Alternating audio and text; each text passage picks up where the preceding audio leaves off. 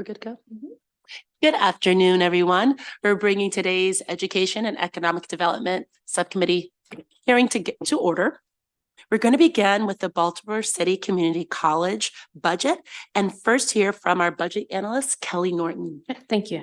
We're going to start on page 4 with Exhibit 1, which shows enrollment from fall 2017 through 2023. From 2017 to 2019, BCCC's enrollment grew by 721 students or 17%. However, as a result of the COVID-19 pandemic, enrollment had fallen significantly from 2019 to 2021, decreasing by 1,045 students or 21%.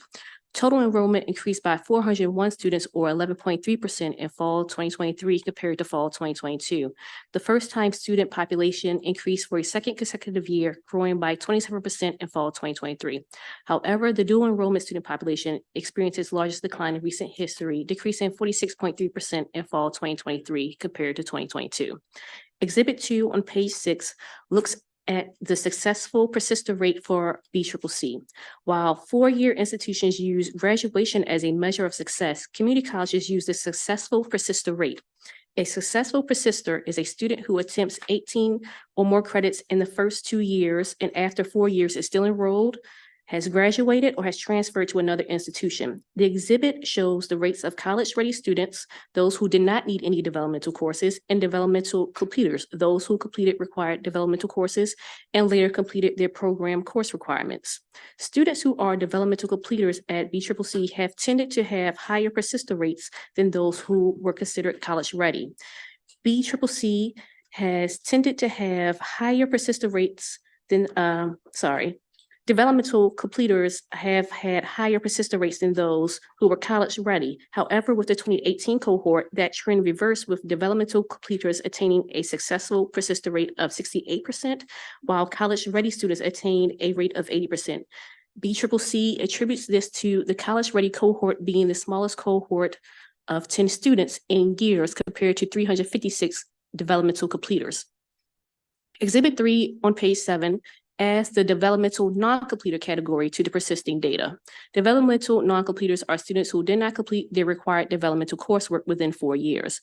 As seen in Exhibit 3, at 30% for the 2018 cohort, these students have a persistent rate that is significantly lower than the college-ready and developmental completer populations. The developmental non-completer rate of persistence decreased to 30% for the 2018 cohort compared to 46% for the previous cohort. Moving to the budget, Exhibit 4 on page 9 provides a summary of the budget changes for unrestricted funds by program from fiscal 2023 to 2024. The educational and general expenditures total increases by $9.5 million or 17.1% over fiscal 2023. Instruction costs are expected to increase by $4.7 million, academic support by $2.7 million, and student services by $2.6 million due to lower than expected spending in fiscal 2023 due to vacancies. Institutional support decreases by $1 million after accounting for the proposed deficiency.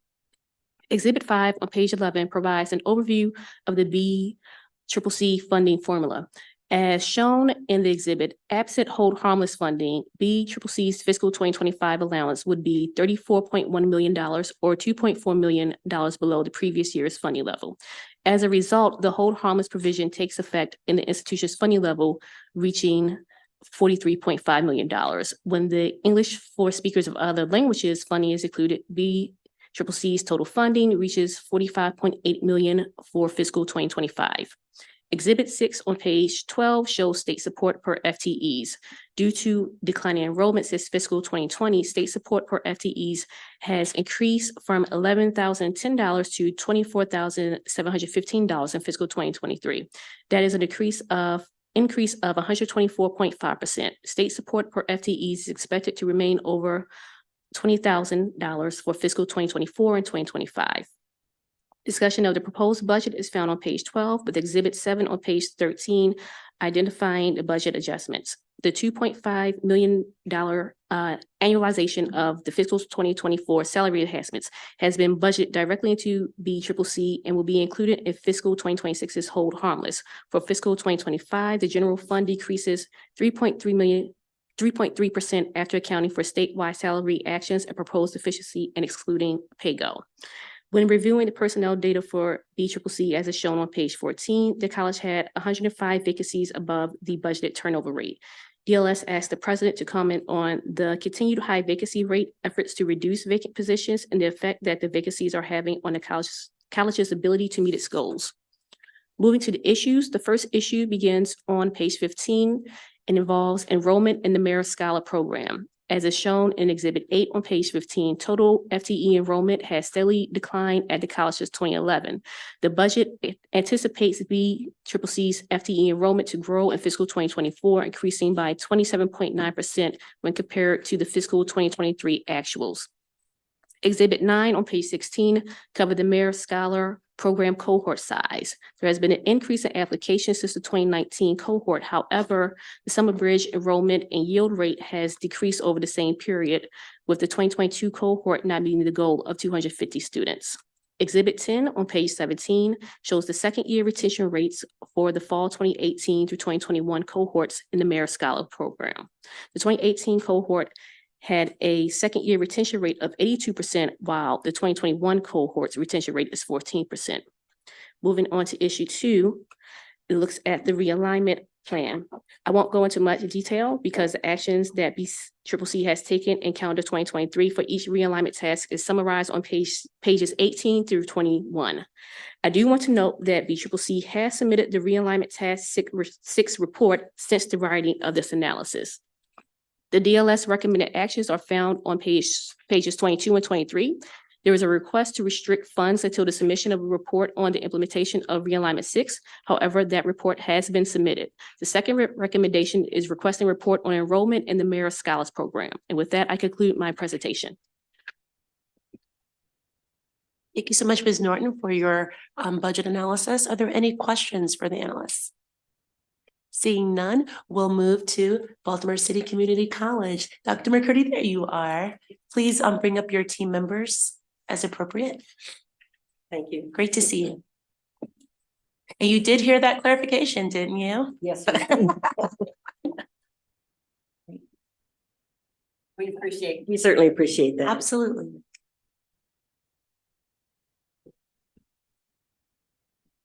Good afternoon, Chair Smith, members of the subcommittee. For the record, I am Deborah McCurdy, President, Baltimore City Community College. I am joined today by several of the cabinet from Baltimore City Community College. Becky Burrell, VP for Institutional Research and Planning, Dr. Jackie Hill, VP for Academic Affairs, Mr. Aubrey Bascom, VP for Finance and Administration, and Ms. Donna Thomas, the IVP for Student Affairs. So we're very pleased to be here. We thank you for this opportunity to provide testimony, certainly in support of the governor's vision and the FY25 budget recommendations for Baltimore City Community College. So thank you again, Chairman Smith and members of the committee. Let me also thank our DLS analyst, Kelly Norton, for her support and partnership, and as we continue to have very positive and interactive, engaging conversation back and forth as we prepare documents as well. So we certainly want to thank DLS for their tremendous support moving us through this process. You have the analysis, and so I'm just going to make some brief comments that likely are not quite as clear in the documents itself. And so we, like many other institutions, we are well back from COVID, but we're still feeling the COVID impact as well and disruption to our students. And as we continue to say, we were out for 18 months, and we know that's daunting. We know it sounds like something that never happened, but it did.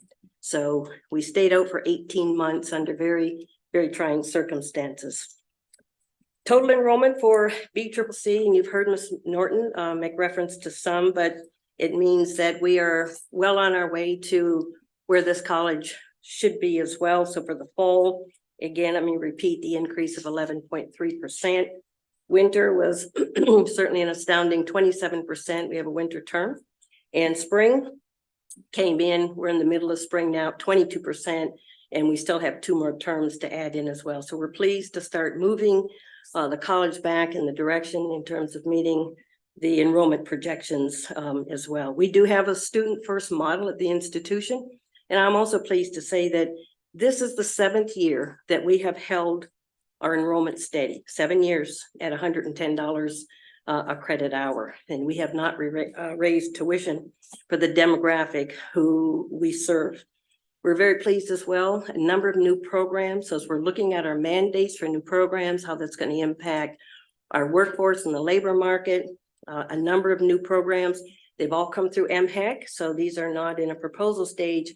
They're at the implementation stage as well. And you can see in the documents as well, digital marketing, associate of arts, sign language and deaf studies was a big one for us to bring through as well. An associate degree in communications, associate of applied science and cybersecurity. We're very pleased with that one and congratulate one of our faculty members, Dr. Denise Holland, and the cybersecurity faculty. This center at Baltimore City has been designated as a center of excellence in cybersecurity, and so we're very pleased. Also bringing up an associate of arts in early childhood education, and some of these programs are critical as we talk about our work with Baltimore City Public Schools and as we continue to engage and work through the blueprint for Maryland as well. With that, we have focused on increasing dual enrollment and designing a framework for city schools to ensure continued success and the growth in dual enrollment. The partnership that we're developing with Baltimore City Public Schools really focuses on individuals who are their paraprofessionals. And so we will be looking at bringing a program forward under the dual enrollment banner that individuals in Baltimore City Public Schools who are paraprofessionals will now be able to work closely with us so that they will engage in a certificate in terms of early childhood education. So we're very pleased with that as well. The big one that we're going to see, and you're going to hear more throughout the year, is on dual enrollment, but the change is developmental education. And in the past, you were not able to support developmental education under a dual enrollment banner under the new Maryland blueprint. We are committed and obligated to do that. And we're working with them now to initiate that program that will then allow Baltimore City Community College to work with Baltimore City schools and identify the students there who are in need of developmental courses. We know over 90% of their students across then the city need developmental courses. The impact that that's going to have in terms of the enrollment is simply going to be tremendous. So we expect to have a soft launch in the summer, and then hopefully we are going to be doing a progressive launch come fall as well. So we're very pleased to start that, and you're going to hear a great deal more about that as we look for other strategies. Mayor Scholars, you've heard some of that enrollment has slipped, but we expect that that's going to be moving back where it was. As a matter of record, we actually exceeded the enrollment for Mayor Scholars in the past. They had originally only budgeted for 250 students, and we well exceeded that. We were broaching on that 400 mark.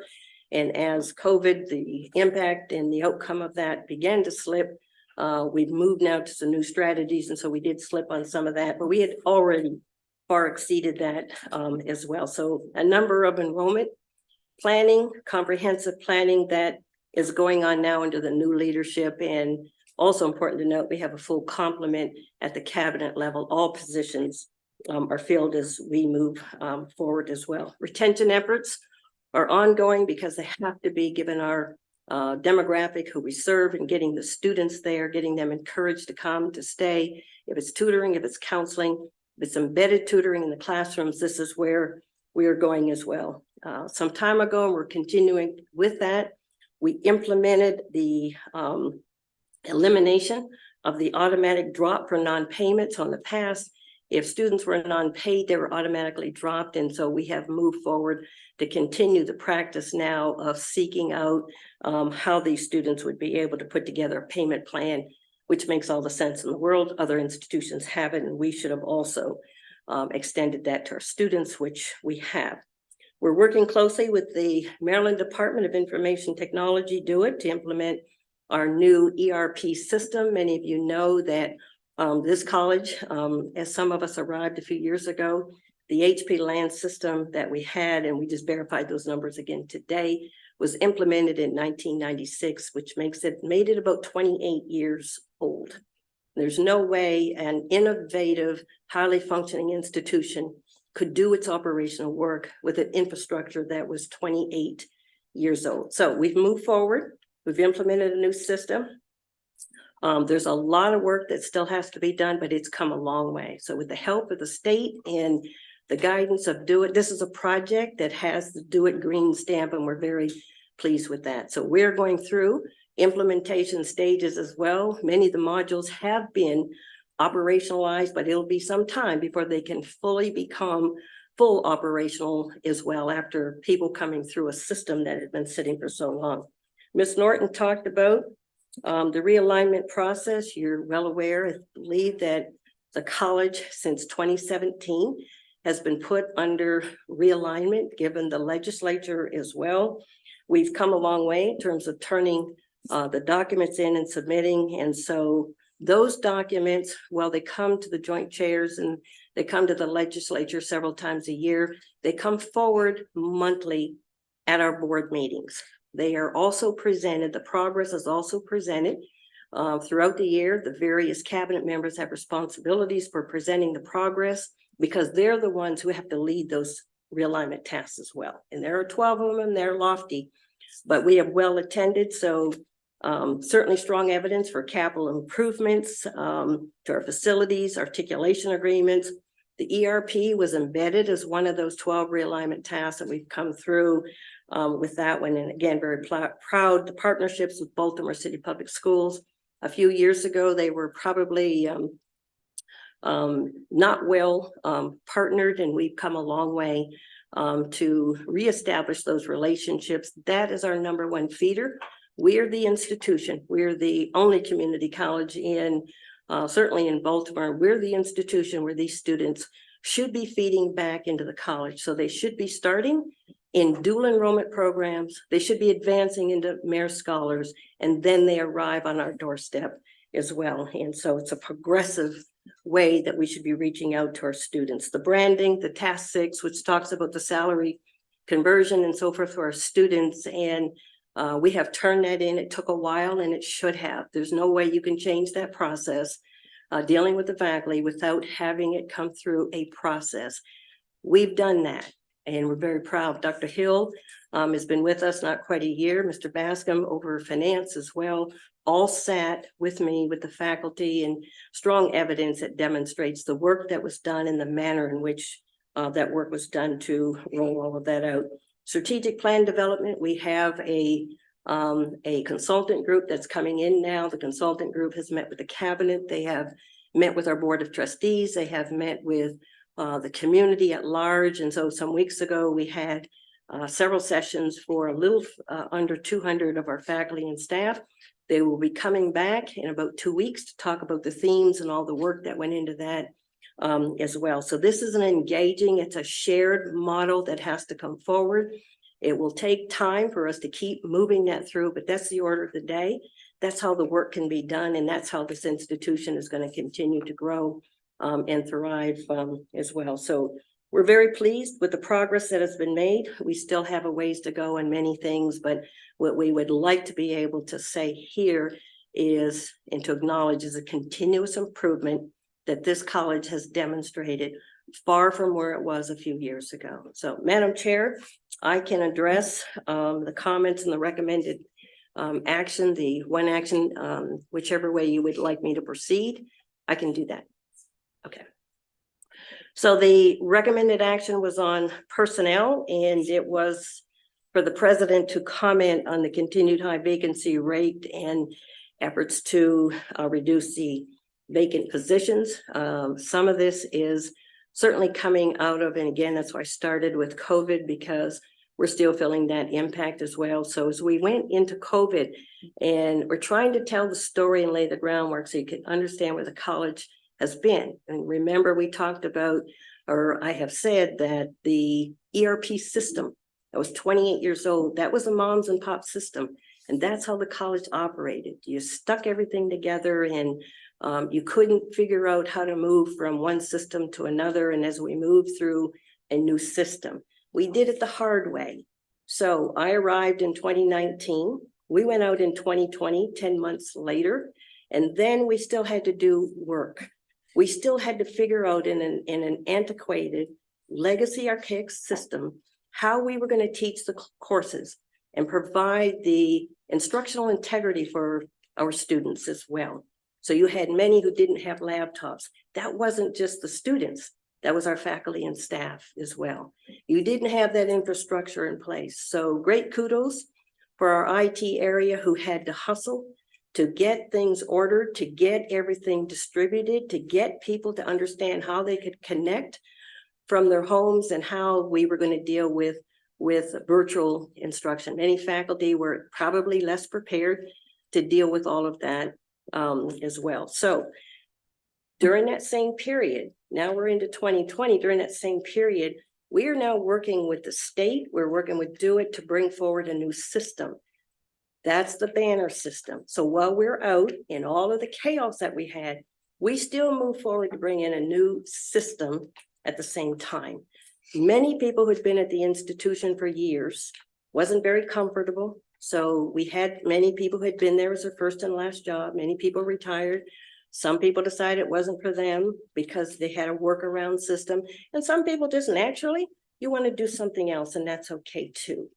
And so to try to put it into context for where the institution was, how we got there, and then the road to how we are going to continue to recover. So when we look at the national statistics as well, good thing for Maryland that we have such a low unemployment rate, but it also says that lessened than the pool of individuals who are available for us to recruit from. It's not from lack of effort in terms of doing outreach and recruiting. We would be just ill-informed and just destined for fate if we took that attitude. That's not what it is. Many of those positions are posted, and they've been posted, and we are interviewing to try to bring people in as well. So the national average employee turnover is 47% as well. We're faring well. We're not trying to use statistics to get by on anything that should represent the institution. We're providing you with the facts for what is occurring on a regular basis. So we have some who retired. We have some who resigned for normal reasons. And we have positions out that we will continue to make a priority. Dr. Hill has arrived and she's looking at all of her academic areas. When we talk about developmental education, we're going to have to bring in a whole new cohort of faculty just to teach, to respond to the public schools where there is a great need under the Maryland blueprint that says we are mandated to do that. Tell me where you're going to find them as well. We will work with the schools to try to credential their faculty, their teachers as well. And we can do that. I did that in 2 other states. We're talking about it now, and it makes all the sense in the world. We have to get developmental education back into the schools. The best way we can do it is to begin to develop a working team of faculty who specialize in developmental education. That's math, reading, writing. We're adding a 4th one, which is science. So we're bringing developmental science. Dr. Hill has developmental science on her docket to bring forward through the curriculum committee to approve a developmental science class. Best way we can to reach out to students who are struggling in the sciences as well. So I say all that to say that's about what happens in terms of the vacancies that we have. We are not trying to hold. What we need to be doing is reaching out and trying to fill those positions, which is the order of the day for every cabinet member. It doesn't help them on a day-to-day basis when they're also short and they cannot fill positions. So I will stop there, Madam Chair, on that one to see if there are other questions. I can go on to 2 other areas, both on the faculty engagement and on MSP in the report, because both of those reports have been submitted. You can continue and then we'll take questions when you're finished. So with the recommendation on the $750,000, we received communication back as well from DLS that they were removing then the mandate on the 500,000. That went back to, I believe, a previous year. That was task 6. And so task 6 is covering the amount of time that it took us then to move from one year to another. We have submitted task 6. There wouldn't be anything new in task 6 for that same demographic of individuals. So we would certainly want to see that this recommendation also be considered for withdrawal as well. We believe it's on its way because they've already withdrawn previously, as you've heard Ms. Norton speak to. The MSP report, that report is in, and that refers to, we're referring now to the 22-23, where we should be referring to the 23-24, that then should be the one for December 2nd, 2024. The 22-23 information has already been submitted. So it'd be the 23-24 that we would be providing for the December 24 report. Everything else at this time then would be up to date and has been submitted. Okay. Madam Chair. Thank you so much for your testimony. And I do want to lift up that I did speak recently to Dr. Senalisis, CEO of Baltimore City Public Schools, and she just spoke glowingly about the partnership that has been blooming between both of your institutions after an acknowledged, kind of gap in that. So I just want you to know that it was great to hear in the presentation, as well as Ms. Norton's presentation, kind of, what that looks like in practice. And I know there's more to come. So thank you for sharing. A question I had around vacancies. We've been hearing from virtually every higher education institution that there's a lot of stubborn, vacancies. And you didn't mention it here, but I wanted to know, are there challenges around faculty or staff who want to work remotely and maybe were able to do so at some point and cannot? We've been hearing that as a trend, and I didn't know if that was something that had manifested at Beatrice. Mm-hmm. It is absolutely manifested as well. Okay. And the Cabinet is working certainly with the labor team in that regard. They've had many discussions. They report those discussions back to me, so it's no secret. Mm-hmm. The big piece for Baltimore City Community College is frontline, Mm-hmm. and it's the demographic who we serve. What we do know is many of our students don't do as well in Mm-hmm. terms of virtual learning. I think superintendent would probably attest to that too, given what they've seen in terms of the high number of dropouts and students struggling in terms of virtual learning and so forth. The real focus at the college is to get the front services, to get the instruction back. We had conversation very early on, as Dr. Hill was coming in the door, that we would be pushing at about 80% for on-site instruction in order to meet these students where they are. Have no issues at all with virtual or online, but it could not then take and weigh out the on-site needs. The services, very similar. Are people asking for remote? They absolutely are asking for remote.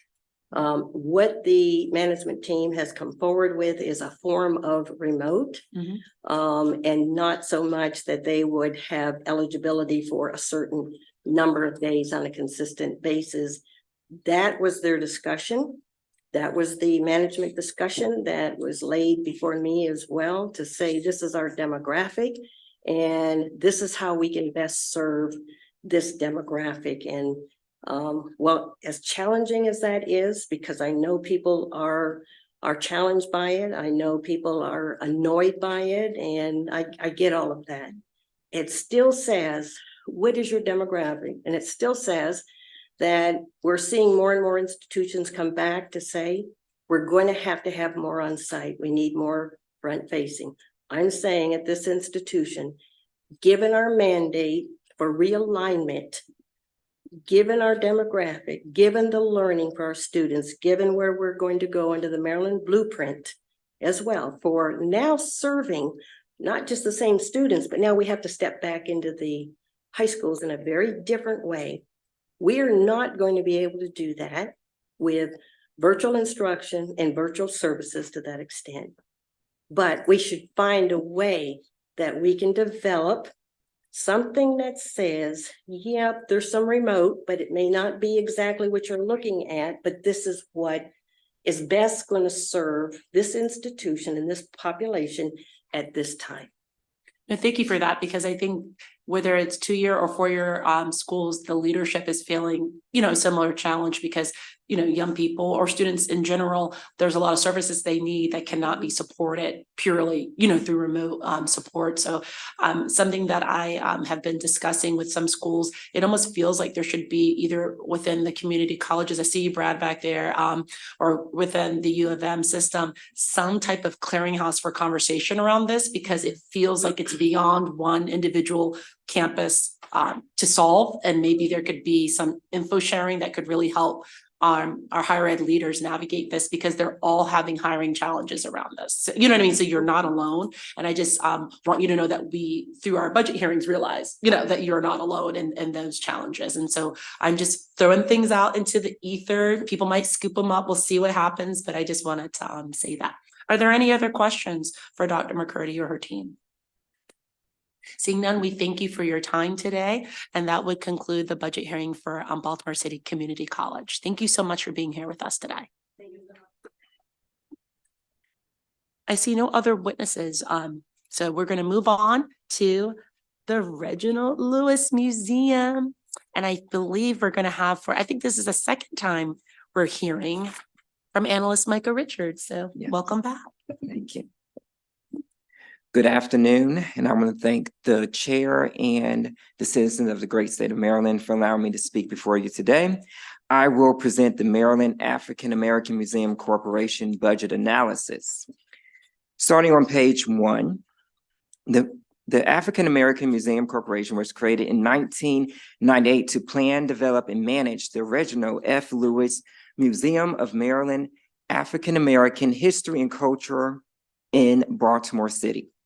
The fiscal 25 budget increases by $375,000 or 6.7% compared to the fiscal 24 working appropriation to a total of $6 million. The breakdown comprises of 45.3% of the fiscal 25 budget is the $2.7 million grant in general funds provided by the state. Privately raised revenue in the fiscal 25 allowance increases by $375,000 to $3.3 million. On page 2 in Exhibit 1 from the fiscal 23 annual report, 70% of spending supported personnel, consultants, and contracting work. On page 3 in Exhibit 2, the African American Museum privately raised revenue in fiscal 22 and 23, exceeding the match of the state grant. In fiscal 24 and 25, the museum estimates that they will exceed the match of the state grant. In fiscal 23, the museum's total expenditures exceeded total revenue by $170,000. DLS requests for the museum to discuss the reasons for the fiscal 23 deficit. On page 4 in Exhibit 3, from fiscal 22 to 23, the number of donors and sustained members decreased by 58 people, and the total value of contributions decreased by $104,000. Membership dues collected in fiscal 23 totaled $49,000 across 459 members. On page 5 in Exhibit 4 from fiscal 22 to 23, the total in-person and virtual attendance to the museum increased by 7.2%. To increase attendance, the commission conducts ongoing outreach with schools and local businesses, including hotels and tourism services. The African American Museum is improving outreach by installing informational kiosks in 3 locations that will allow guests to take a quiz on Black history. Those kiosks are being contributed as an in-kind contribution. On page 6 in Exhibit 5, from fiscal 22 to 23, the total number of volunteers and docents increased by 28. Through February 2024, the museum had 52 active volunteers and 8 active docents. On page 7, DLS recommends the Maryland African American Museum Corporation concurs with the governor's allowance. This concludes my presentation, and I'm available for any questions. Thank you so much, Mr. Richards, for your presentation. Are there any questions for the analysts? Seeing none, thank you. So wonderful to see President Terry Freeman. And I was so shocked to see Rachel Graham is still here with us. Oh, I know this is kind of bittersweet. For those who are not aware, Rachel Graham will be the new director of the Baltimore Office of Performing Arts? promotion. Promotion in the Arts, better known as BOPA for a reason, because that's a lot to say, but congratulations. But today, you're doing what you do. Thank you so much, Chairwoman Smith, and thank you, Micah Richards, for your work as our analyst. We agree 100% with the report that he has presented. And I wanted to just say that when we do these reports, we really focus on numbers, right? We focus on dollars and cents, and that's important because we have to be accountable for the funding that we are receiving from the state, given that it is taxpayer dollars. But I think about the saying, which goes, everything that counts isn't measured and everything that's measured doesn't count. And so it's really important for us to talk about what the content was of what you see in these numbers. And so in my response, I talked a lot about what we have been trying to do. So if you would allow me to go over what 24 has been like, and then I'll go into what we anticipate in 25. The Reginald F. Lewis Museum of Maryland African American History and Culture agrees with the legislative analyst report for the fiscal year 2023. The mission of the museum is to document, interpret, and preserve the complex experiences, contributions, and culture of Black people. We serve as a catalyst for sustained change by providing programs and exhibitions and bold conversations that educate and challenge. As reported by our analyst, Micah Richards, the challenge for the museum during fiscal 2023 was revenue.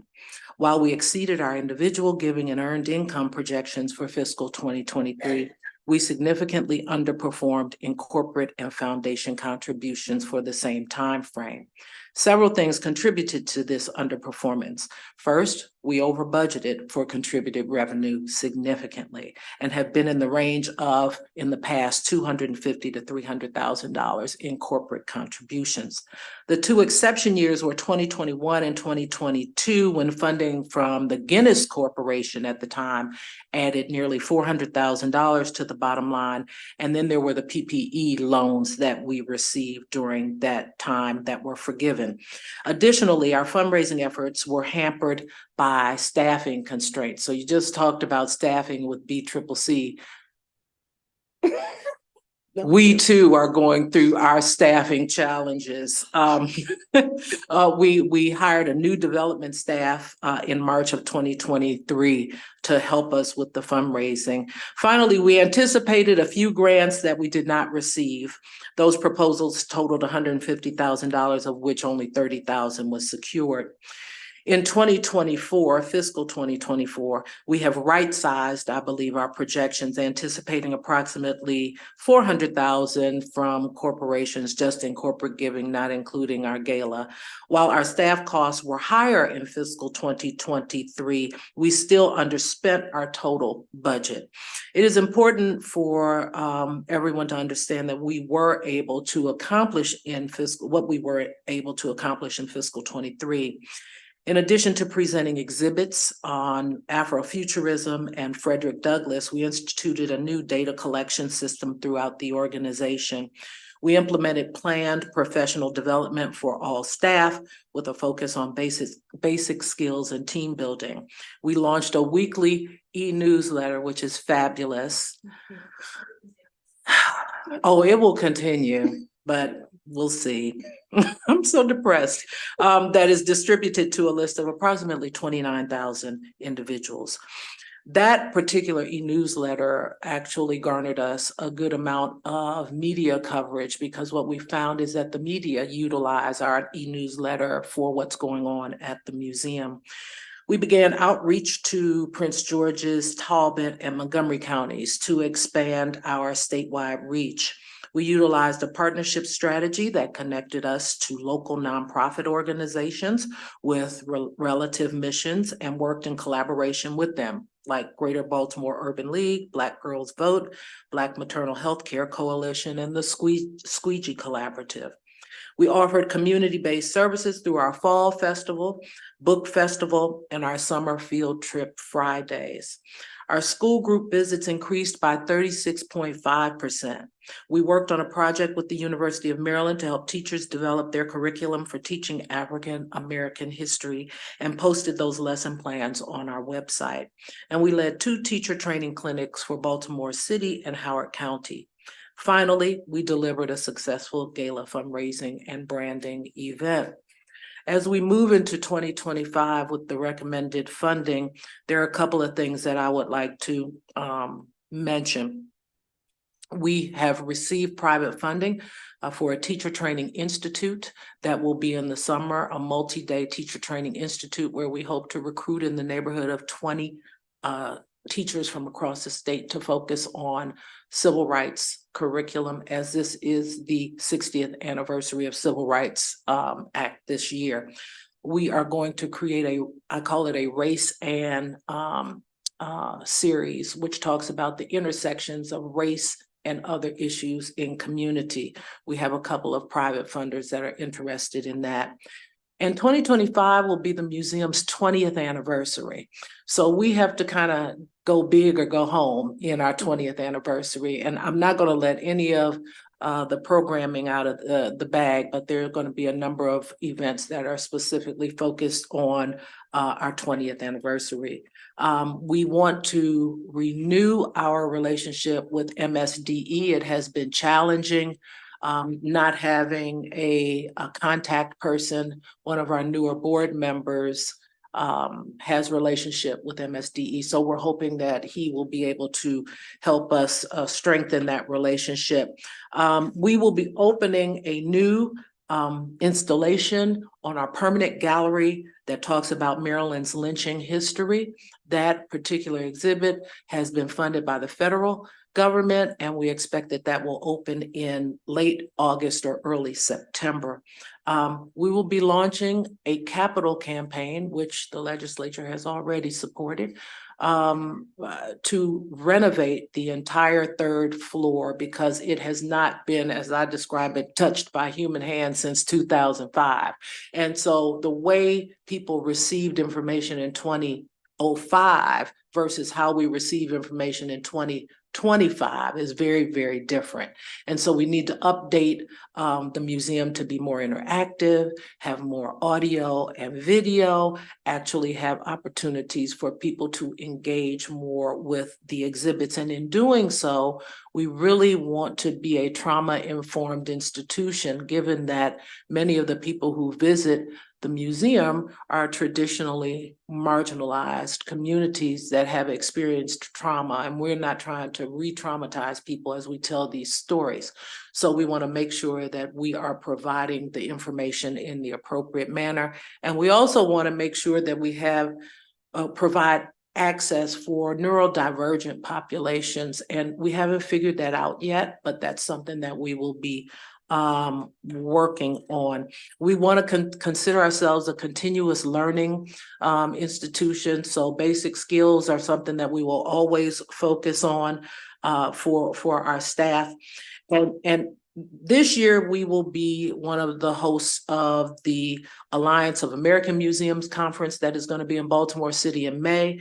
And then we will be a host of the African American Association of Museums Conference that will be in August of this year. I also hope that we will be opening an online retail store before the end of this fiscal year. That is my report. I'm happy to answer any questions. Thank you so much for that presentation. I have to say the previous budget hearing and this one, I learned that 1996 was 28 years ago and that 2005 was 20 years ago. And that's very unsettling, but I do appreciate you both sharing that. I want to say that I really enjoyed the Afrofuturism exhibit. I was able to see that. And of course, I'm there for so many events, all throughout the year. But I just want to make sure I remind everyone in this room, but also those who may be watching us on YouTube, that this is a museum that is a state museum on African-American history and culture. It is not the Baltimore Museum of that. And there is information about every corner of the state. And so I think that sometimes is forgotten because Baltimore is obviously home to a bevy of cultural and arts, institutions, but this is the statewide home for the topic. So I just wanted to make that clear. Are there any questions for the panel? Seeing none, that concludes the budget hearing. Thank you so much. And again, I wish you all the best in your new ventures and just please fortify her for the road ahead the best you can. And that concludes the budget hearing altogether for EED. But we need to go to vote hearing. Do I have to? Same stream. Oh, same stream. Okay, so we won't be changing the stream for our voting. So we're going to just move from the budget hearings to our voting session. So the first bill in front of you, it's House Bill 200. I was going to walk through the amendments more We detailedly. need to do that. So the first change is on page 1. Does everyone have everything? They should have. No, no one has Emailed. anything. I emailed it to you last night. Oh, I thought you meant like usually someone has them printed. That's all I wondered. Okay, no worries. I'm fine with that. Okay. They're in your email. Okay. On pages 1 through 6, the bill, the amendments remove all of the funding changes proposed by the sponsor and instead retains current law in section 5223. The next change is on page 9, which requires each community school coordinator to use the common needs assessment tool not authorized.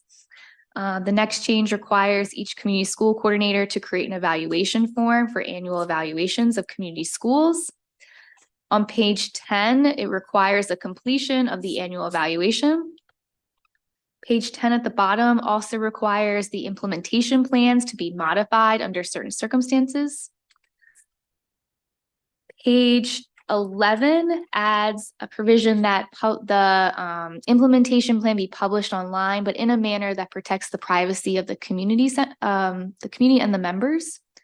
There are changes at the bottom of page 11 to require feedback by the department, and that community school coordinators should implement that feedback.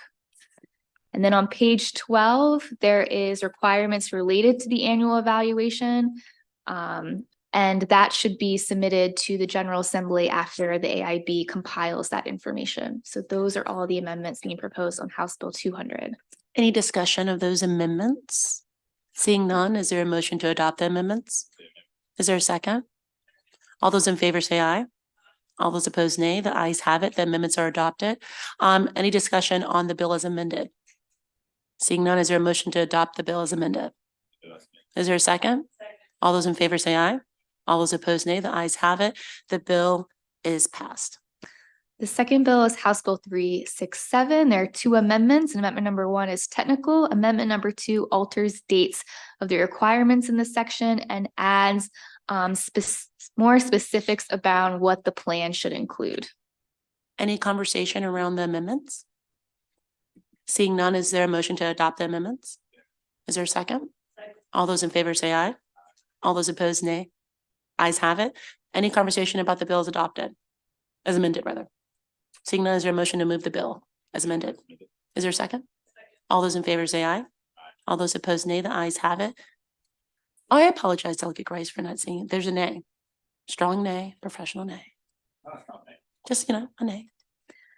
House For the Bill 569 is the next bill. There are 2 amendments. Amendment number 1 is technical. Amendment number 2 separates provisions related to private nonprofit institutions of higher education and removes the provision related to electives. Any conversation around those amendments? Seeing none, is there a motion to adopt the amendments? Is there a second? All those in favor say aye. All those opposed, nay. The ayes have it. Is there any discussion on the bill as amended? Seeing none, is there a motion to move the bill as amended? Is there a second? All those in favor say aye. All those opposed, nay. The ayes have it. Bill's adopted. House Bill 607, there are two amendments. The first amendment is technical. The second amendment removes a provision that is already covered under current law and removes a requirement for a separate completed application by applicants. Any discussion about those amendments? Seeing none, is there a motion to adopt the amendments? Is there a second? All those in favor say aye. All those opposed, nay. The ayes have it. Bill is amended. Is there a discussion of the bill as amended? Is there a motion to adopt the bill as amended? Is there a second? All those in favor say aye. All those opposed say nay. Ayes have it. The bill is passed.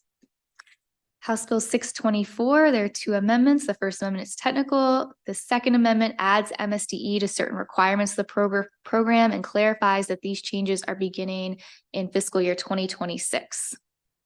Any conversation around those amendments? Seeing none, is there a motion to adopt the amendments? Is there a second? All those in favor say aye. Any opposed, nay. Ayes have it. The bill is amended. Any conversation about the bill as amended?